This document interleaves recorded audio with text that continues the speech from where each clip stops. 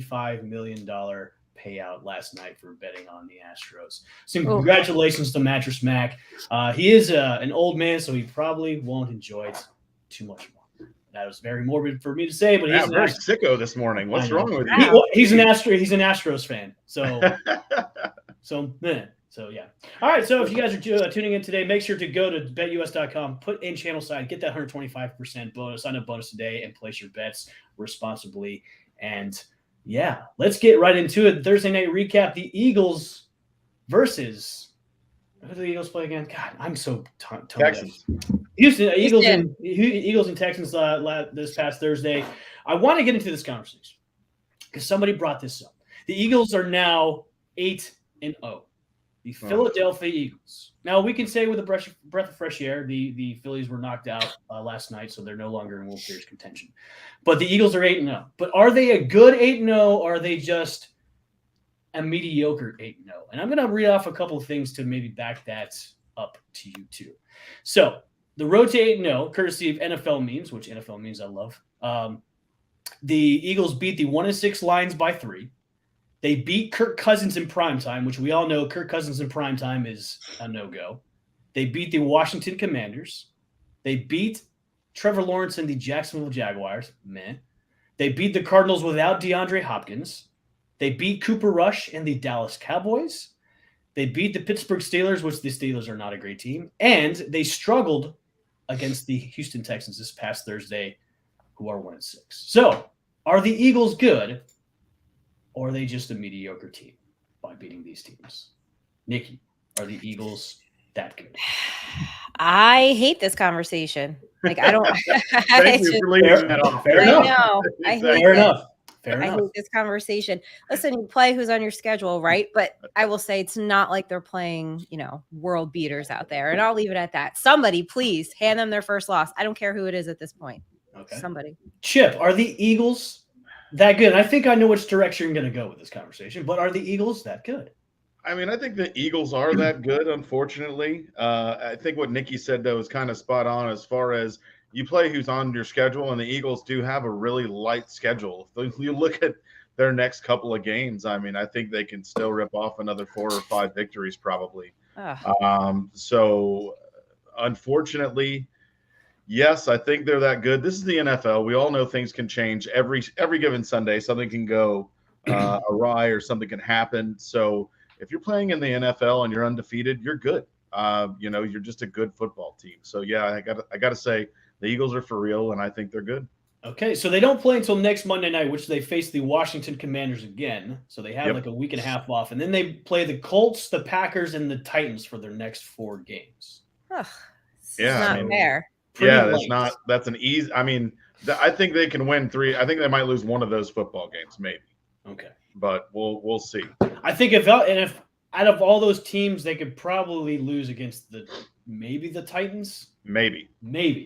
And that would be the one I would say. That would be the game that I would say they take a loss. Yeah, that's a thin line for that one. So, all right. So I'm gonna go kind of like in the middle of you two. I think the Eagles are good, but they're not that good because just of the cupcake schedule that they have. So I'll put it right in the middle of that one. So but I mean they can't change who they're playing in the I know, NFL that's true. when they set schedules. I mean it's just that's what you come up as. I know, and I also look at it this way. It's the regular season. Let's see what happens in the playoffs. Yeah. You know what I mean? Yeah. So, all right, Nikki, I know you're under the weather. Yes. Let's do some NFL She's our news. soldier today. She's our trooper. Let's do some NFL news. Let's go. Okay. Let's do it. So the Jags, and I apologize to everyone if I sound less than great. No, you're doing good. You're doing good. Jags, so they have not had any contact with their newly acquired wide receiver, Calvin Ridley. And of course, according to league rules, they cannot. However, they were assured that he is in shape and ready to go. So I don't know. It sounds a little like used car salesman to me. Hey, this car is ready to go. Good to drive off the lot. No problem. So we'll see what happens there. The Rams and Cam Akers. So he will be active today. Don't know how much action he will get, but he and Sean McVay did have a talk earlier this week where they supposedly cleared the air, and Sean McVay was very encouraged by the dialogue that they had. So we will see there. And regarding trade, so it looks like the NFL office did receive a lot of inquiries about teams wanting to move the trade deadline to either after week 10 or week 12, which I am all for, given that we have the extra week and additional playoffs teams. So what do you guys think? Would you be for that? I love it. Yeah, I'm for it too.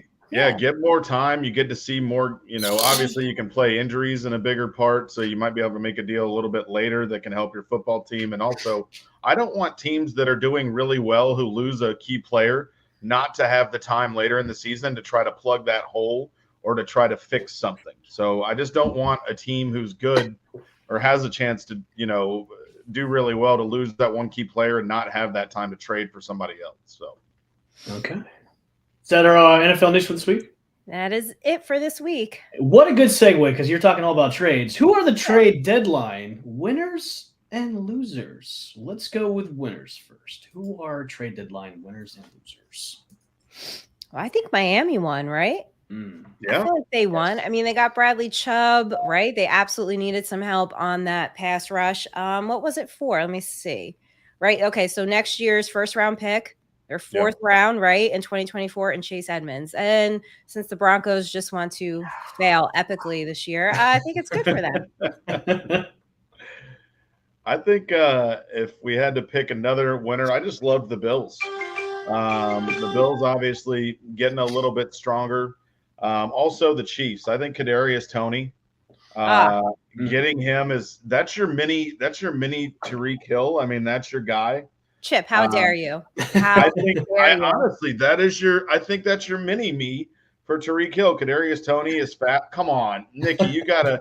Hey, is he that fast? Doesn't he run? I don't know. He hasn't been on the field. I'd love to tell you that he's fast and he will be a superstar in Kansas City. I'll give you that. I think he totally will be. I'm looking forward to seeing him playing later tonight. But I think that'll be good. There were a couple of head scratcher trades, and actually, before I get into that, there were some reports coming out today about what LA, the Rams, are offering Carolina for CMC, and it included like a washer and dryer, it included Cam Akers, included draft picks, and Carolina ultimately obviously said no because now CMC is in San Francisco. I just looked at that. I'm like, damn, like they said no to all that. I'm like, they must just don't want the Rams to do anything this year, and that's okay with me. Going back to the Cam Akers news, Nikki, are we going to really know the true story about why he was put up for trade, why he was benched? Like, are we going to maybe find out probably after the season's over? I'm surprised we haven't heard any kind of inkling of like why this whole thing went down. Oh, probably. I'm sure something will leak, right? Something will come out. I think so. It's like a head scratcher to me about, okay, this guy was your number one guy coming in, and all of a sudden he's practice squad. Now he's up for trade bait, and now he's back on the team, and he's going to be starting today against the Bucks. It's just like okay, what did him and McVay did McVay and him like sit down and drink ayahuasca together and have like a spiritual moment like Aaron Rodgers does, and just said, you know what, bro, I'm sorry. What I don't get is you had him, he was injured, he's a great back, and then like you said, he's just kind of been pushed to the side a little bit. The Rams backfield's already so crowded. Right. It kind of reminds me of Buffalo, picking up Naheem Hines. You still have Singletary. You drafted James Cook from Georgia. I mean, they just got a lot of bodies there. And like, I just wonder, do either of those teams kind of have a feel for what they want to do? I mean, the Rams obviously got a lot of running backs there. Buffalo, it seems like they fix a problem and then they go and they add to another area that still they think obviously as an organization is a problem. So you draft somebody, he's a rookie. Maybe Cook is having a hard time with the playbook and they wanted somebody else, or I don't know what the reasoning would be, but both those teams have a lot of running backs, and I don't know. We'll see if Akers. I love that trade for Buffalo because you can really use Hines more. I mean, he's a great pass packing. He's a really good pass receiver. So running back. I like it because he can be that. Like, I think with Buffalo, they've always missed that one piece of the pie, which has been the running back. Because they have so many. I feel like they're almost Singletary is interchangeable with Moss. I feel like, and I think Chip. I think all those guys have been interchangeable because they haven't been like the guys they've been like they thought they were going to live up to. That's why they shipped off Zach Moss to Indy. So with Himes, I think it opens up a little bit more to the offense as it is now because I think with him, Josh Allen could just dump it off to him, and he's explosive. I mean, when he's on the field and he gets a lane, he's gone. I mean, he's gone to the end zone. So I like that trade. One trade that really kind of really was like, what the was a WTF was the Lions trading Hawkinson to an interdivisional opponent, the Vikings, this past weekend. We were all kind of like, where? What's the Scooby-Doo? So I wanted each of your thoughts about why the Lions pulled the trigger on that, trading Hawkinson to a divisional opponent. And of all teams, the Minnesota Vikings. I don't know. Why do you do that? I don't know either. It's a head scratcher. I don't get that. Which to me, because like you drafted Hawkinson pretty high in the draft a couple of years ago. He was going to be a guy you could build around in that offense. He's been a pretty good tight end, almost like stud status. Like he's pretty much outside the bubble when it comes to the top 5 tight ends. But then you trade him away. Now I know Minnesota's hurting on tight ends right now. Irv Smith is out. Yeah. Kyle Rudolph is old and he's down in Tampa right now. So you maybe need a young stud. But like, dude, if I was Dan Campbell, I'd be mad. If Dan Campbell was involved in that process, I would want to know what Dan Campbell's doing right now. I think if you look hey man, hey, we're gonna send hot over there. We're gonna get some draft picks, okay? It's gonna be fine. People are gonna be like, "What are you doing?" But it's gonna work out in the end. That's maybe what. Well, I think they're just trying to reload on draft picks. They got a second for next year. I think they got a third the year after. So I mean, and if you're Detroit, obviously you need help in every spot pretty much. So I mean, running back, you're pretty set. I think with Swift. And Jamal Williams, I think you're pretty good there, but you need help in a lot of areas. So, you acquire draft picks and you try to build for the future. So, all right, we'll see.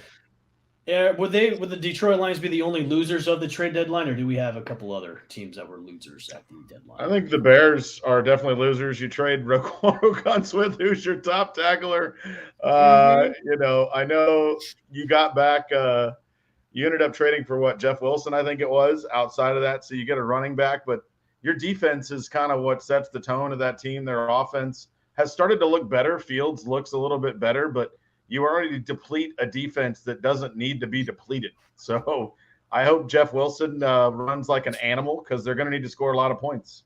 Actually, Chip, sorry to correct you. It was they traded for Chase Claypool. Chase Claypool was on the Bears, and then Jeff Wilson actually went down to reunite with Mike McDaniel down the Dolphins. Thank you. Too many trades. Too many trades.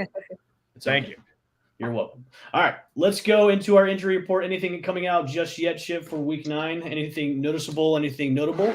Oh yeah, buddy. You ready for the scroll of injuries? I'm ready for the Lord of the Rings sized injury report that we have. If this spans a trilogy, I'm probably not surprised. So let's go. So you're not expected to play right now. You have Damian Harris, you have Darren Waller, you have Josh Reynolds, Mark Andrews, the Gus Bus, and Mark Ingram. All those guys are expected not to play today. Ruled out already.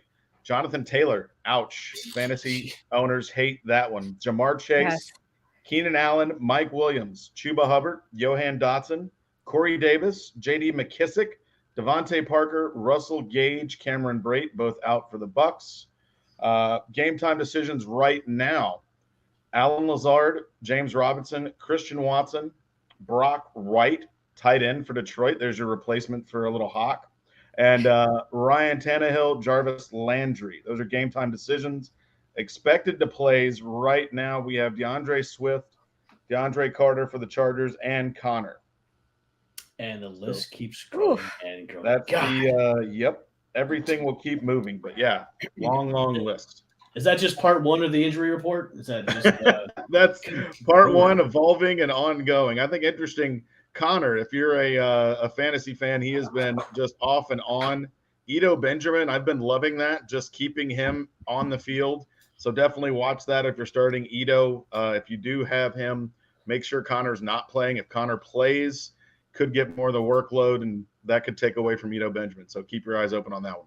All right, that's been our injury report so far before the 12 o'clock hour. Let's get into our performances for our respective teams, the Giants, Falcons, and the Bucks. Nikki, I'm going to go with you first. What do you thought about the Giants? Do we have to? No, Yes, we have.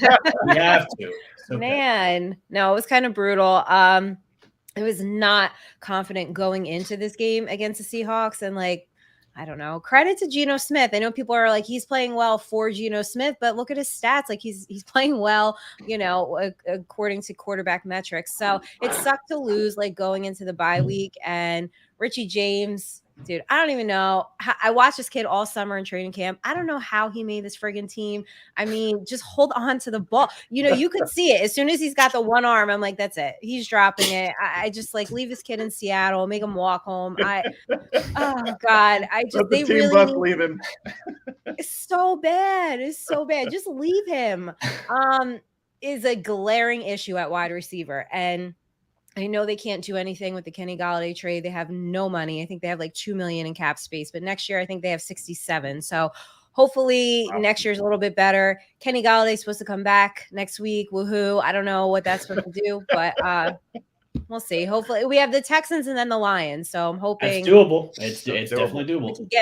I'm hoping we can bounce back a little bit. So I took a flyer last week because I'm kind of quarterback needy in my one league. I'm really doing horrible in, and I decided, hey, Daniel Jones been kind of playing.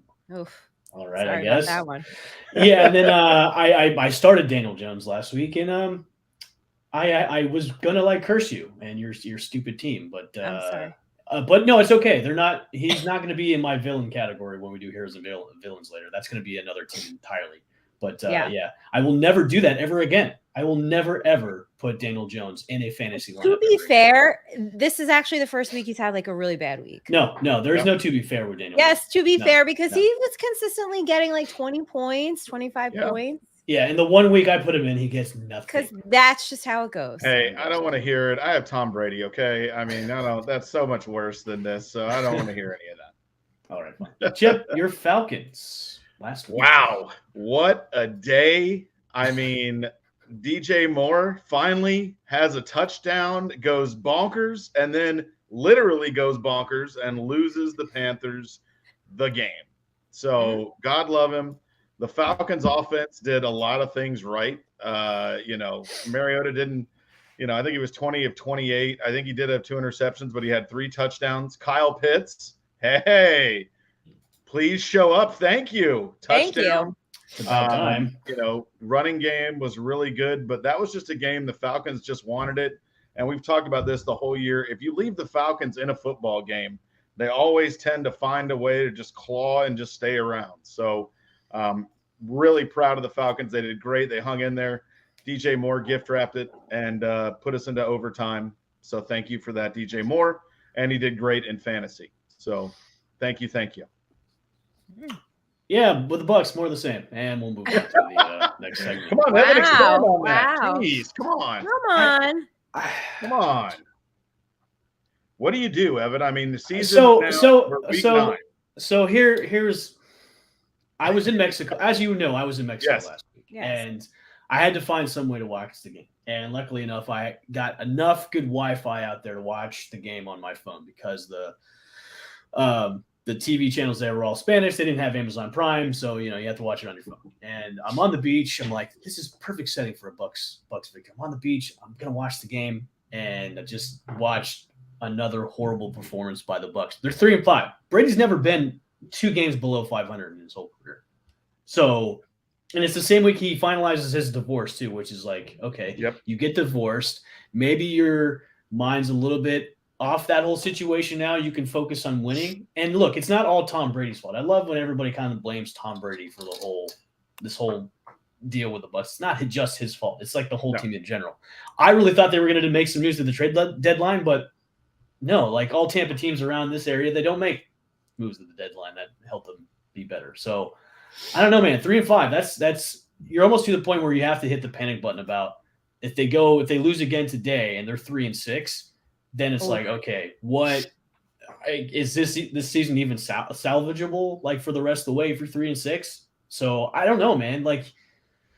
you're playing the Rams, which the Rams are struggling too as well. So you have two struggling ex Super Bowl champs the past 2 years going against each other at 425. So it's like, okay, Aaron Donald hasn't gotten to any quarterbacks the past couple of weeks. The Rams defense has been kind of meh. So maybe this is the time where Brady shines and the offense explodes against the Rams.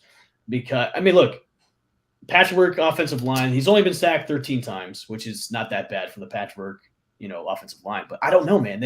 It just seems flat across the board with everything. It just seems flat. They're not exciting to watch. It just seems like the Bucs of old, and that's why it's like, so I don't know. I picked the Rams to win. It's that bad.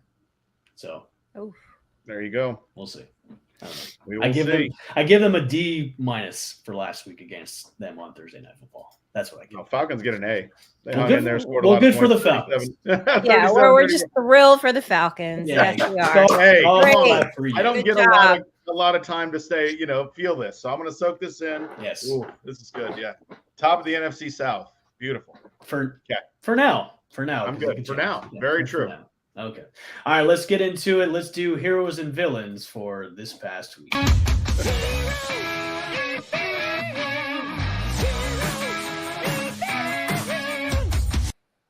right, who are our heroes and villains this past week for DFS and fantasy? I'll go start with you.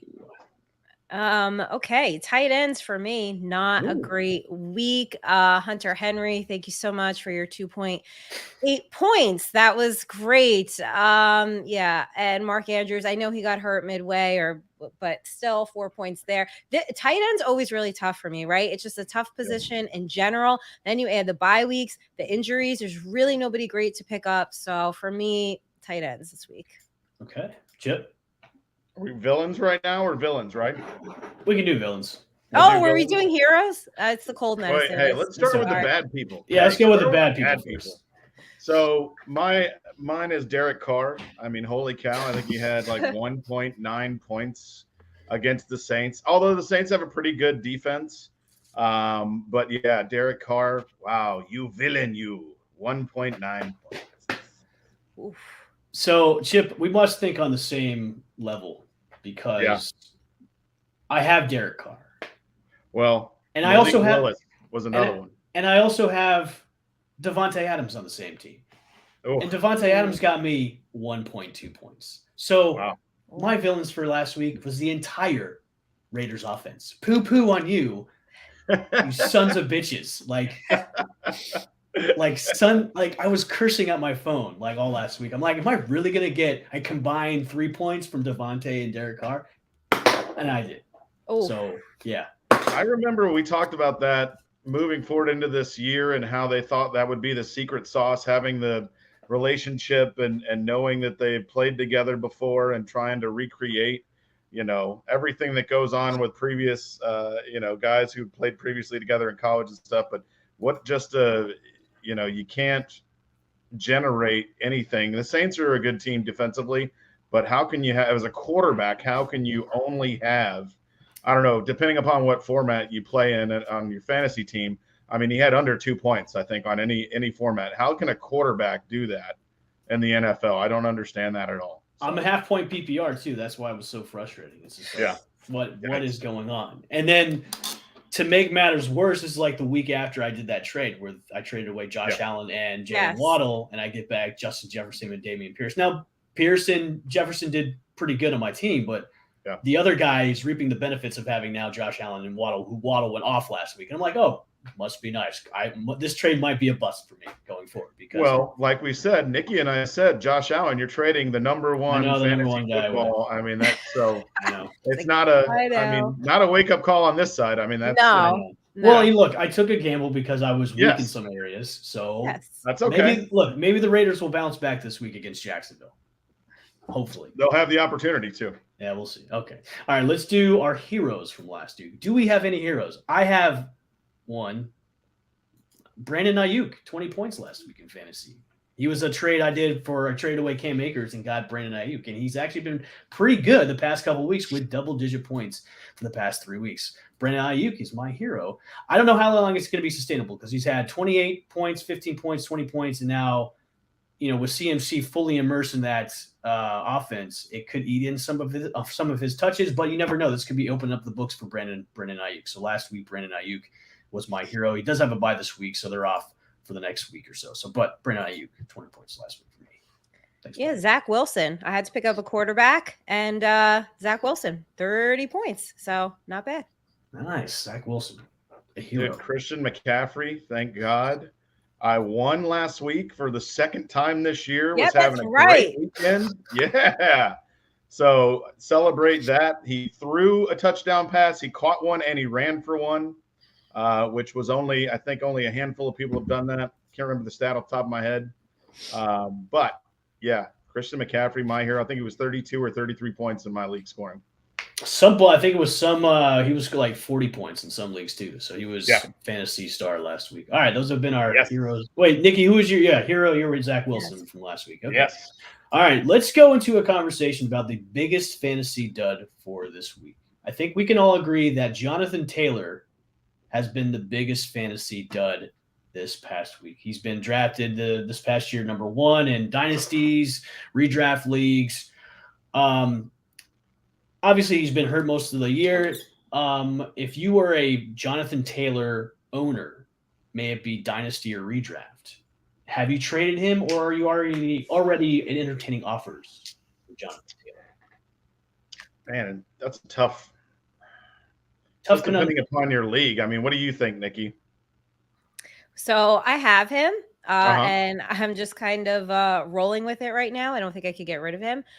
So yeah, he is a dud, but I feel like he could have like a really great game too, right? I mean, if they get it going. So it's just tough. But if anybody, no, my league is vicious. They're gonna be like, sorry, Nikki, screw you. But if anyone wants to throw a trade my way, I will entertain it. But for me, my biggest disappointment was Cortland Sutton. I just don't know what I was thinking. Yeah, I mean, like we've said before, Alvin Kamara actually had a great week last week, but he's been pretty awful this year. I think that if I had to take a look, and Jonathan Taylor is probably the one guy, if you're dynasty or redraft, that you're kind of like that. I mean, honestly, that's got to be the biggest fantasy dud, because he was taken number 1. I don't care what league you're pretty much in. He was really drafted in that top 3 probably, regardless. Yeah. I'm in a 2 quarterback super flex league, and he was still taken in the top 5. So that is really the biggest fantasy dud I think I can think of. So I did have Jonathan Taylor in my dynasty league, and I did pull a trigger on a trade. So I traded Jonathan Taylor and got back Najee Harris, 2023 first round pick and a 2023 third round pick. Now, I like that trade, although Najee Harris, we've talked about the Steelers' offensive line is just garbage. Right. Yeah. They cannot get it together. So if you can't, you have to be able to block so you can have a runner like Najee Harris have a good workload and have a good day. But I like that trade. You get a first and a third and additional pick. Yeah. So, I mean, I think that's a good trade under optimal conditions. Yeah, my dynasty team is kind of in the toilet right now. So I figured, hey, why not make some trades and just kind of get some draft capital going into next year. So we'll see. Yep. All right.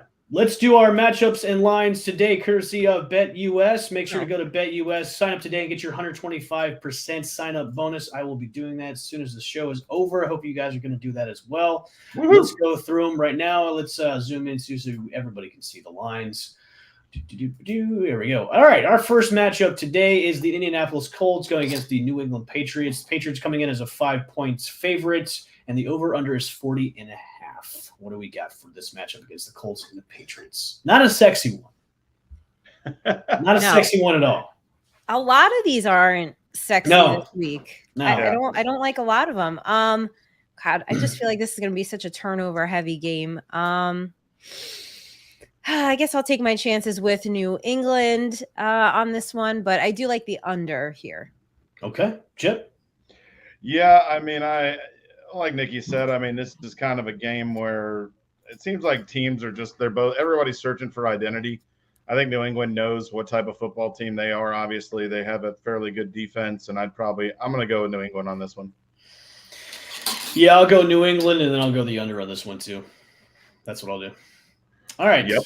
Our next game is an interdivisional matchup. The Buffalo Bills going against the Jets. The Bills coming in as a double point favorite. It's a 11-point favorite.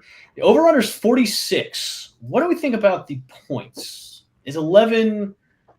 I don't know. I think maybe the Jets might hang in there. Yeah, that's a lot of points. It's a lot. Yeah, but so in games where Bills are favored by 10 or more, they're 6-2 against the spread. Okay. And 2. So, no, give me the Bills. I just can't see the Jets like really hanging in. I know it's a lot. I usually don't like those big spreads, but okay. And are you taking the over/under on this? It's 46. 46. I'm gonna go under. Okay. I was gonna take the under 2 on that one. Chip, what do you think about that one? I think under is probably as well. That's what I like. I like the Bills minus the points here. Although that's right on the. I mean, that's right on the line. I mean, that's definitely. I think it'll be. I think the Bills will hopefully cover that, but you'll definitely have some people that'll take it and see what the Jets. The Jets are capable of hanging in there, I think, in this football game. So we'll see what the story will be. All right, the Miami Dolphins are playing the Chicago Bears today. They come in as a 4.5-point favorite with the over-unders 46. The Bears playing a little bit better this past couple of weeks. Justin Fields kind of showing some flashes of the high draft pick that he was for the Bears. Miami just brought in Bradley Chubb, who is going to be just probably all over him today. He's going to be in full force for the Miami Dolphin defense. Miami's coming in as a 4.5-point favorite. What do you think about the points on this one? I think it's going to be a little bit more than 4.5 against the Bears. Thoughts on that? Yeah. I would take the Bears and the points. Okay. Really? Yes. Interesting. Okay. Yes. Okay. I think they go over. Yeah. I think Chicago's putting it together a little bit. Oh, wow. Oh, I kind of like it. Okay. I'm going to flop the opposite on the coin. I think Miami, this is a game where we just talked about Roquan Smith obviously leaving Chicago. You got the Tua show rolling in with Tyreek Hill. I think their offense continues to light it up and do really well. I'm going to go under on this one on the 46, though. I like the over. You like the over? I like the under. Oh, yeah. Okay. All right. The Minnesota Vikings with newly acquired TJ Hawkinson, who Coach Kevin McConnell said he's going to be no restrictions today, so he's going to be out there 100%. Probably not going to be 100% as we all think he or want him to be out there. Vikings coming in as a 3-point favorite, and the over is 43.5. Oh, I think the over for sure. Yeah, over. Yeah, I'm definitely on the over for sure on this one. I think I'll take Minnesota and I'll lay the, what is it, 3? Yeah. 3. It's 3. Yeah. Sort of like a revenge game for Kirk Cousins too, as well. Yeah, I love Minnesota here. They'll cover the 3. Over is definitely, I definitely see that happening. It'll be interesting now, and Evan, you said earlier, now they're going to have that tight end. They're going to have a Hawkinson. You got Jefferson. You got Thielen. I mean, this is an offense now that really looks scary. I think Hawkinson will get a lot of work in the red zone. Kirk Cousins gets an additional weapon to really protect him in the red zone. So I think this will be a good matchup. All right. The Green Bay Packers will be facing the Detroit Lions. Packers coming in as a 3.5-point favorite, and the over-under is 49.5. God. This one's kind of a goo game for I don't like this at all. Yeah. Aaron Rodgers owns the Detroit Lions. I mean, he owns them. Yeah. Mm-hmm. So I think the Packers cover, and I like the over. Okay. Same. I really wanted to pick the Lions, but no, I'm not going to. Do it. I've been wanting to ride the Lions the whole way because of just Hard Knocks, but like now the magic of Hard Knocks has kind of been going away. So it's like, okay, it's Detroit. I don't have to be in love with them anymore. So I'll go with you guys on this about the Swift Packers. is going to play. He is expected, but they're going to give him limited snaps today. So he should get some playing time, but we'll have to see how all that goes. Okay. The Los Angeles Chargers facing your Atlanta Falcons, Chip. The Falcons are coming in as a 3-point underdog with the over-under is 49.5. Do you agree with that? 49.5. That's massive, and I love it. I mean, I want it to be over because I want this game to be full of points. A lot of guys out there who I want to see. Cordero Patterson is going to play today for the first time in a hot minute, so I'm excited about that. You know what, man? I got to be honest. The Chargers are in disarray. I think the Falcons are coming off some momentum. I think I'm going to take the Falcons on this one. Okay. I think I'm going to take the Falcons and the points, and I'll take the over. Oh, okay. Nikki, what do you think about that? So I think the Chargers win, but I do think Atlanta covers, and I'm going to go under. I feel like we're in for a sloppy game. I disagree. I think this might be a high-scoring game. Even though with what the Chargers are dealing with injuries and everything on their wide receiving core, I like Josh Palmer coming in there and filling in for Keenan Allen. So that's got to be a play of the day. Palmer right now is going off at 5,100 on DraftKings, and I have a lot of lineups today with the Chargers with Eckler, Palmer, and Herbert on a stack, which I think should be a really good day today at DraftKings. A lot of the Chargers offense. So, all right, let's go to our next matchup. The Carolina Panthers are facing the Cincinnati Bengals. The Bengals coming in as a 7-point favorite, and the over/under is 42.5. Panthers kind of looking like they may be getting stuff together. Kind of, sort of. That loss last week was kind of a fluke. I mean, if DJ Moore would have caught that. Oh, well, he caught it. He just took his helmet off. If he wouldn't have took his helmet off, then we would be saying the Carolina Panthers are on a 2-game win streak, and they're, in a hunt for the NFC South crown. So 34 points is what they put up, which that just says A, how bad the Falcons defense is, but B, Walker's starting to find a rhythm and hopefully can continue for Carolina. I don't know though, man. This is Cincinnati kind of comes and goes in waves. I feel like Chase will be gone. They still have great wide receivers, Higgins. Give me some Tyler Boyd, man. Give me some Tyler Boyd. Nixon, yeah. So I still think they have enough to get the 7. I think this game goes over though. I think it's 42.5. Yep. So I think a lot of points will be scored, and Cincinnati will cover the 7. Okay, Nikki. I agree. Over, and I think since he covers the 7, it's actually my lock of the week. So. Oh. Yeah. All right. Okay. Our next matchup, the Las Vegas Raiders, hoping to turn it around against the lowly Jacksonville Jaguars. Yeah, trust me, I'm on the same boat as you are. Vegas, the Las Vegas Raiders coming in as a 2.5-point favorite with the over/under is 48. Listen, I'm hoping for fantasy football's sake, the Raiders just put up a bunch of points. So I'll take the 2.5, and I'll take the over on this too as well. I will, because they both have shitty defenses, and when it comes down to it, I mean that means a lot of points. So I literally would not touch this game. You have no idea what's going to happen. I just no pass. Okay. I gotta tell you, I'm kind of with Nikki. Both teams, you don't know. Like Jacksonville looked like they were getting it going, and now they're 2-6. I mean, it's not. But I'm gonna go with UL Bushman on this. Derek Carr and Devontae Adams hit rock bottom last week. Like, there's no way. It had to be rock bottom. So, I mean, I'm gonna begrudgingly go with Las Vegas minus the points, and I just. It's just maybe I guess the under. I don't know. I would say the under.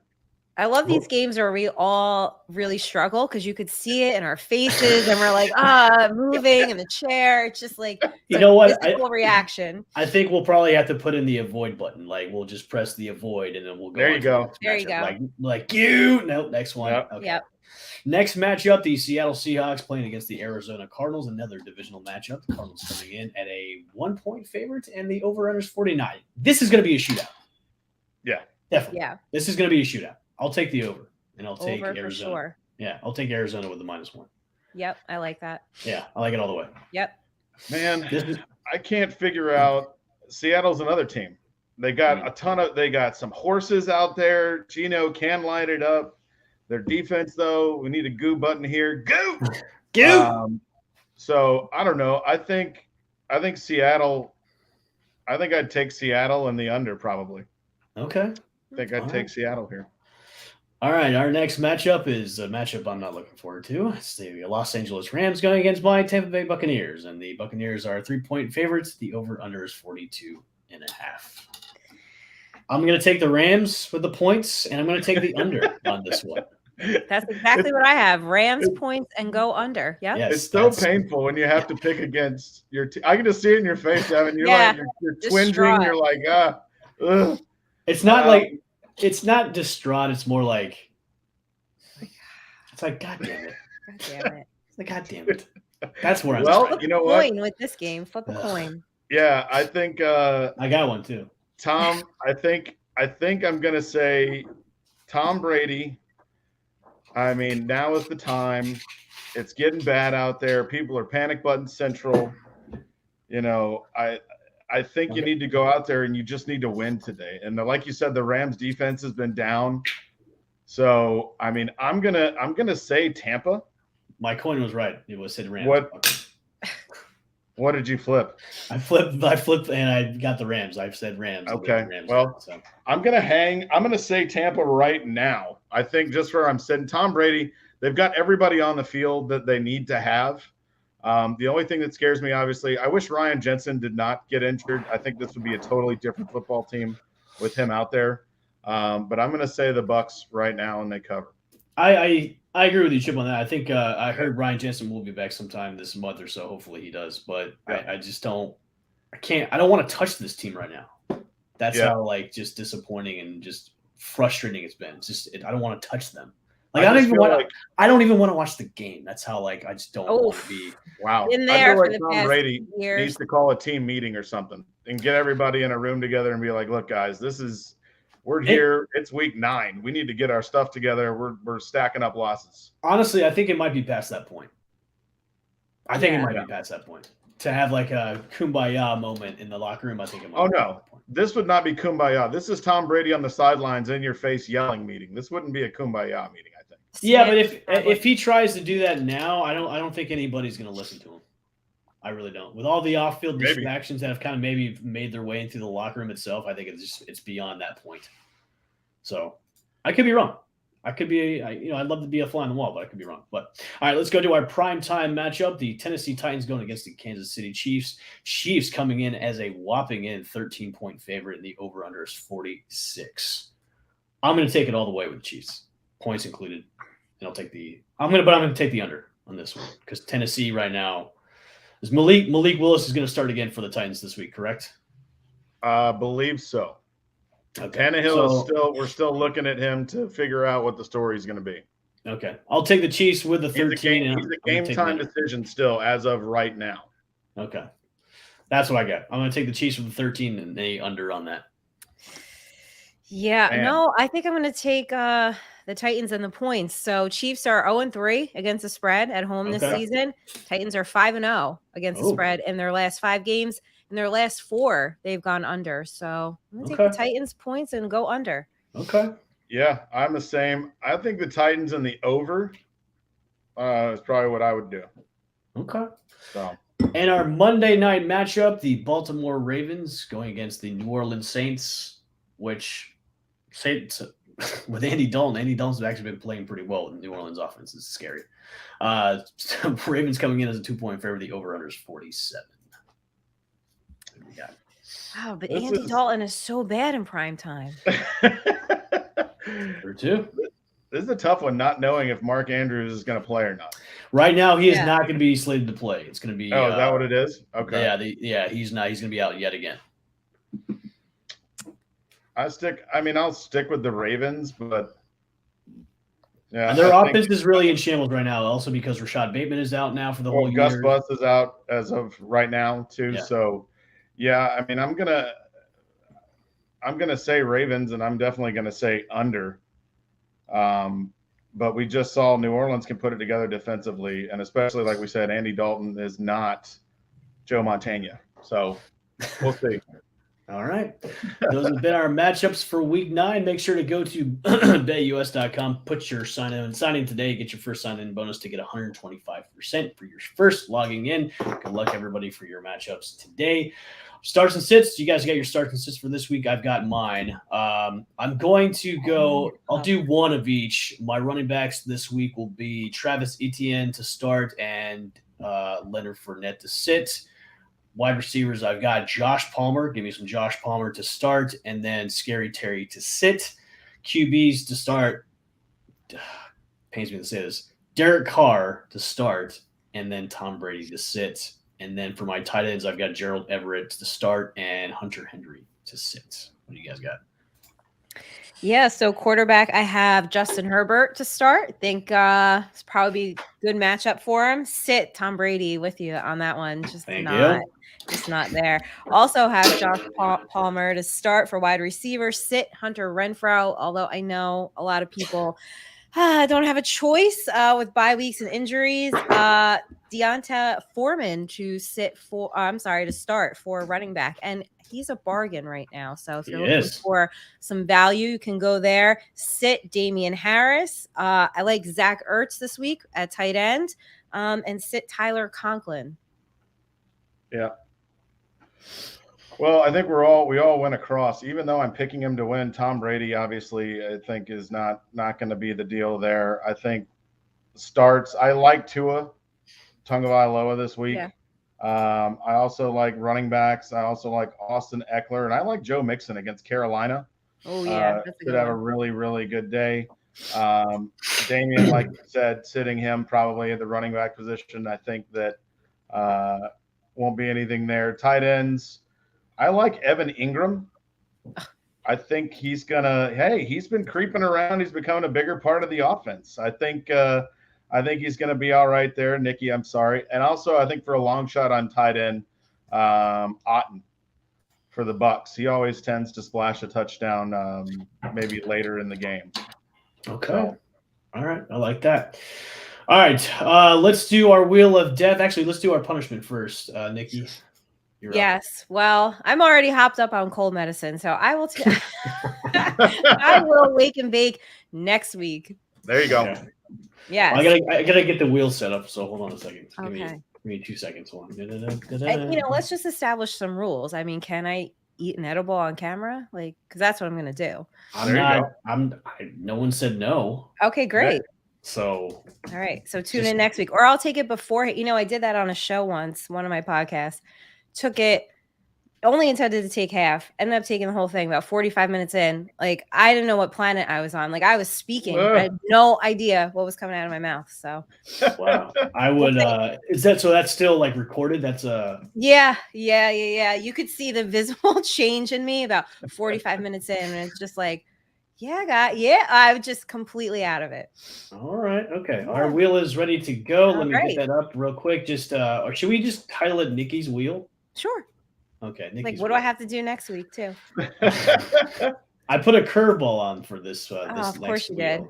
So this week we got Wake and Bake, Wig Weekend, Hot Sauce Roulette. Sit your lineup, and then a random punishment. Okay. Oh God. So really. I see how you feel about me. Yeah. So don't lose. Don't lose. It's tradition now. Don't lose. All right, here we go. This week's punishment is another wake. Oh, it's right on the line. I can't. Okay. They're saying wake and bake. Okay. Okay. All right. So I will take 2 edibles and see what happens. Take 2. Whoa. All right. Awesome. I'll have a cookie. All right. Guys, do we have some DFS lineups for this week that will win you some damn money, either on DraftKings, FanDuel, whatever? I do. I can run down one that I'm liked, and this is just a classic format for contests. So I'm starting Tua, Austin Eckler, Joe Mixon, Tyreek Hill for the stack, Christian Kirk, and Palmer.